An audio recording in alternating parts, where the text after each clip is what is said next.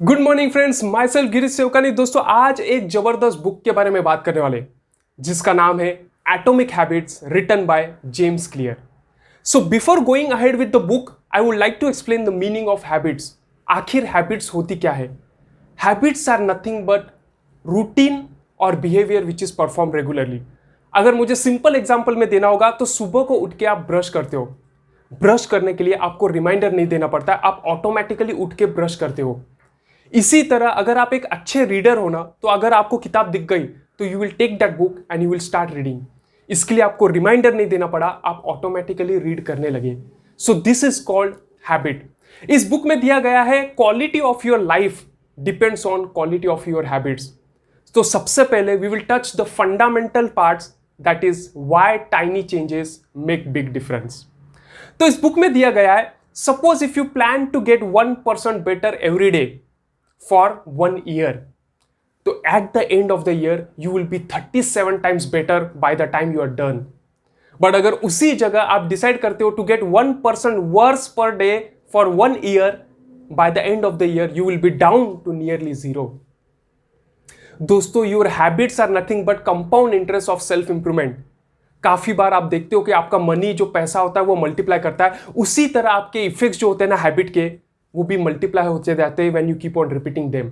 Initially ये difference काफी छोटा दिखता है, but with the period of times, after few months, years, you can C a big impact. When you look down your life after 5 years, 10 years down the line, you could see the value of good habit and you could see the cost of bad habit. दोस्तों काफी कुछ हमारे life में होता है ना, जो outcomes होते हैं, those are the lagging measure of your habits. Let's take an simple example, your net worth is the lagging measure of your financial habits. Your weight is the lagging measure of your eating habits. Your knowledge is the lagging measure of your learning habits. अब एक ना simple example हम लेते how progress happens. Suppose आप एक table के सामने खड़े हो और उस टेबल पे एक आइस क्यूब रखा हुआ है। रूम का temperature is cold, you can sense your breath and you can see that ice cube on the table. अब धीरे धीरे ना रूम का टेम्परेचर बढ़ रहा है। पहले टेम्परेचर था 25 डिग्री सेंटीग्रेड, अब हुआ 26, अब हुआ 27, अब हुआ 28। स्टिल आइस क्यूब वैसे के वैसे, उसको कुछ हुआ नहीं है। Now the temperature increases to 29, 30, 31, still ice cube वैसे के वैसे है। But now moment the temperature becomes 32, ice cube starts melting. But दोस्तों एक वक्त ऐसा था जहां पे वो 1 डिग्री सेंटीग्रेड का हमें इफेक्ट कुछ भी नहीं दिखाई दे रहा था, बट अभी उसी 1 सेंटीग्रेड के डिफरेंस से आइस मेल्ट हो गई। काफी बार ना हमारे लाइफ में भी ऐसा होता है, जब हमारे मेजर ब्रेक थ्रू आते हैं ना, major breakthrough moments in our life, तो उसमें काफी हद तक इंपॉर्टेंस रहता है प्रीवियस एक्शंस का भी। बट हमें ऐसा लगता है our previous actions are not playing any role. एक सिंपल एग्जांपल लेते हैं, जो बैम्बू ट्री होता है ना, वो 5 साल तक you can see it nowhere because it's working on its root system which are underground. और बाद में आप देखोगे सडनली बैम्बू ट्री एक्सप्लोड होता है into air 90 feet away with in 6 weeks। दोस्तों एक सिंपल एग्जांपल और रहते हैं स्टोन कटर का। आपने काफी बार देखा होगा, एक स्टोन कटर हैमर करता है स्टोन को, वो 100 हैमर्स भी लगा देता है ना, फिर भी वो स्टोन टूटता नहीं है। You can't even notice even a small crack. But जब वो 101 हैमर करता है, तब वो स्टोन 2 पीसेस में ब्रेक होता है। इसका मतलब ये नहीं है कि 101 वाले हैमर ने वो स्टोन को ब्रेक किया, उतना ही इंपॉर्टेंस था प्रीवियस 100 हैमर्स का भी। तो दोस्तों अगर आपके लाइफ में कुछ रिजल्ट्स अचीव करने हैं ना, उस रिजल्ट्स में काफी रोल प्ले करते हैं आपके प्रीवियस एक्शंस भी। बट अनफॉर्चुनेटली क्या होता है ना, हम एक्सपेक्ट करते हैं कि हमारे रिजल्ट्स हमेशा एक लीनियर फैशन में ही होना चाहिए। मैंने आज डिसाइड किया to develop a good habit और to break a bad habit, and मैं एक्सपेक्ट करता हूं कि कुछ ही दिनों में वो रिजल्ट्स आ जाएंगे। और अगर वो रिजल्ट्स नहीं आते तो मैं वो काम ही छोड़ देता हूं। But friends, good habits do take time to develop, at the same time bad habits also take time to break down. आपको थोड़ा पेशेंस रखना पड़ेगा, क्योंकि लाइफ में सारे रिजल्ट्स ना इस लीनियर फैशन में नहीं आते। अब दोस्तों जैसे ही आप सोचोगे ना अपनी हैबिट्स चेंज करने को, you will come across 2 challenging things, and the reason is we try to change the wrong thing or we try to change our habit in a wrong way. But let's focus on the first point, that is we try to change the wrong thing. Friends, there are 3 layers of behavior changes. पहला layer जो होता है ना, that is changing your outcomes. Now this is associated to the results. Example, losing weight. Second layer is changing your process. This is associated with changing the process, changing the systems. Now here you work on the actual habit, that is the process. Example, you try to develop a new routine at the gym. And the third layer is changing your identity. Now this is associated with changing your belief, that is your view of looking at the world, your perspective. And अगर आपको अच्छी आदतें बनानी है, then work needs to be done on the identity level. एक simple example यहां पे share करते हैं. समझो आपके पास एक इंसान आया सिगरेट लेके और उसने आपको ऑफर किया टू स्मोक. अब यहां पे एक इंसान कहता है, no sorry, I am trying to quit smoking. भले ही उसका रिस्पॉन्स अच्छा है, but he still identifies himself as a smoker who is trying to do something else. अब यही एग्जांपल दूसरे वे में लेते, एक स्मोकर आपके पास आया and he offered you the cigar and आपने कहा, no sorry, I am not a smoker. Now here you have made your own identity that you are not a smoker. So अगर आपको अच्छी आदतें बनानी है तो आपको आइडेंटिटी बेस पे काम करना चाहिए, not on the outcome based. और दोस्तों, अगर आपको आइडेंटिटी अच्छी बनानी है ना, तो देयर आर 2 स्टेप.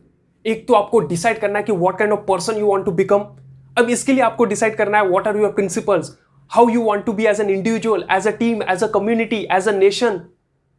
आपके वैल्यूज क्या है. And second thing is prove it to yourself by small wins. दोस्तों, काफी बार ना हमें आउटकम्स तो पता रहते कि मुझे ये चाहिए, मुझे वेट लॉस करना है या मुझे कोई चीज चाहिए. काफी बार तो हमको यही पता नहीं है कि what principles I stand for, what values I stand for, what is my identity. अब दोस्तों क्वेश्चन आता है फाइनली कि आखिर में हैबिट्स फॉर्म कैसे करूं. तो उसके लिए टोटल 4 स्टेप्स है by which you can develop your habits. First thing is Q, second is cravings, third is response and fourth is reward. तो दोस्तों, आखिर क्यूज क्या होते हैं. क्यूज एक ऐसी इंफॉर्मेशन होती है जो आपके ब्रेन को कहती है to initiate a behaviour. Now cue हमेशा एनवायरनमेंट को स्कैन करती रहती है to notice where reward is lying down. जैसे कि एक एग्जांपल हुआ कि अगर आप ज्यादा सेल्स करोगे तो आपको इंसेंटिव मिलेगा. क्यू ने देख लिया कि इंसेंटिव मिलेगा, वो ब्रेन को इमीडिएट इंफॉर्मेशन देती है और ब्रेन को कहती है टू इनिशिएट अ बिहेवियर.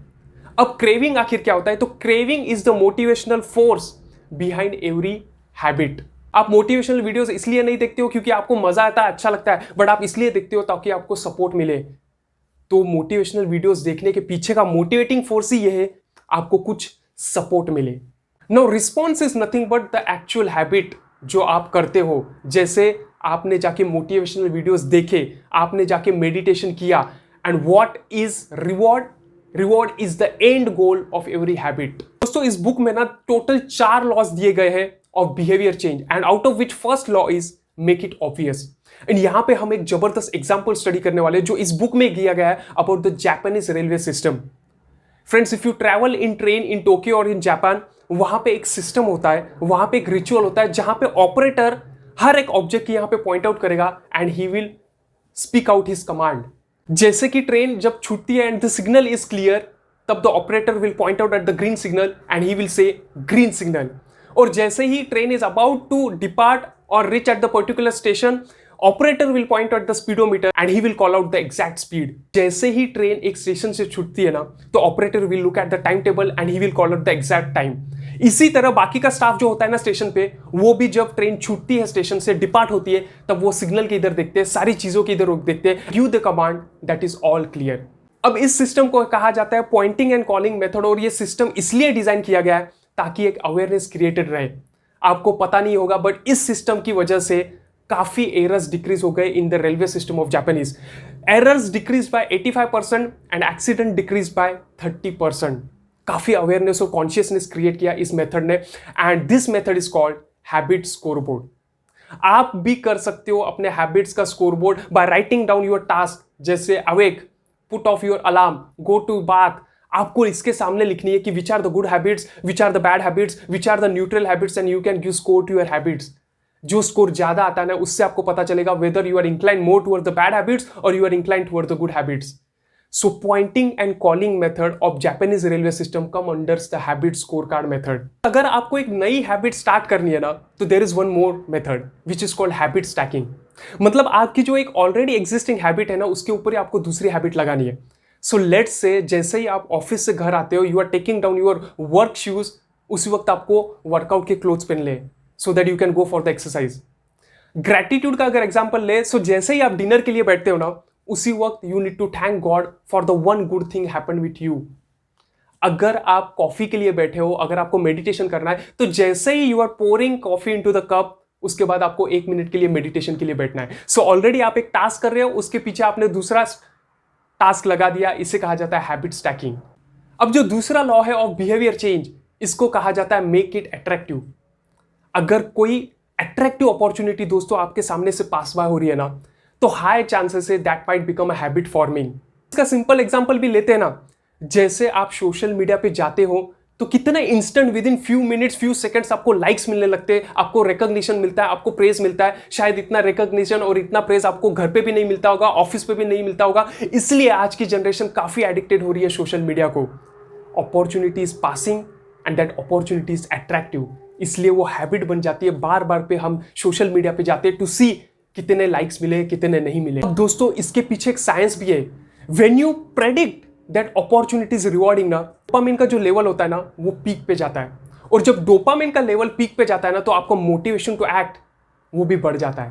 दोस्तों अगर आप देखोगे ना, तो काफी केसेस में जो हमारी हैबिट्स होती है ना, वो 3 ग्रुप्स में से डेवलप होती है, the close, the many, the powerful. अब इसको मैं डिटेल में एक्सप्लेन करूंगा। काफी आदतें आप जो सीखते हो ना, वो अपने क्लोज सर्कल में से सीखते हो, जैसे कि आपके फैमिलीज में से, आपके पीयर्स में से, आपके कलीग्स में से, आपके फ्रेंड्स में से। जैसे at times we pick up some habits from our parents, कि वो एक आर्ग्यूमेंट को कैसे हैंडल करते हो। काफी कुछ ऑफिस की आदतें आप अपने कलीग्स में से सीखते हो। आप देखोगे काफी बार अगर आपके ग्रुप में ज्यादा लोग ओबेस है, तो there are high chances even you will become obese because you like eating like them.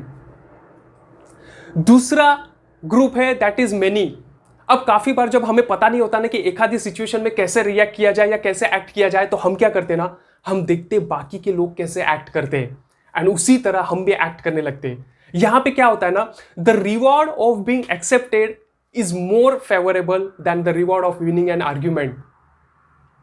सो जो झुंड में लोग करते हैं, जो ज्यादा लोग कर रहे हैं, हम भी वही करने जाते हैं।